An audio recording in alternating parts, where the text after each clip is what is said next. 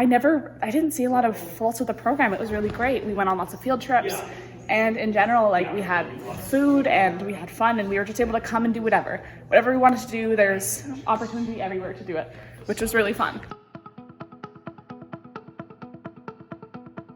This summer, Nanaimo Ladysmith Public Schools piloted a month-long summer learning program for students in grades 8 to 12.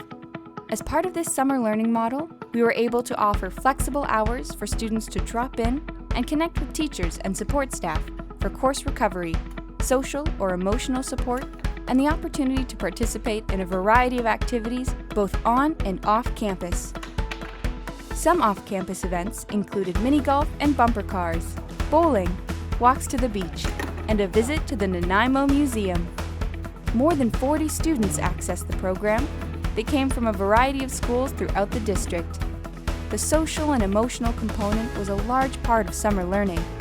Friendships developed, and for some students, it was a safe place to be during the day. For me, it is being able to connect with everybody that I can't see during the summer, because that was like the main reason that I came here. But as I started to come more, I just like I've made a lot of new friends and new relationships, and so that's really good too.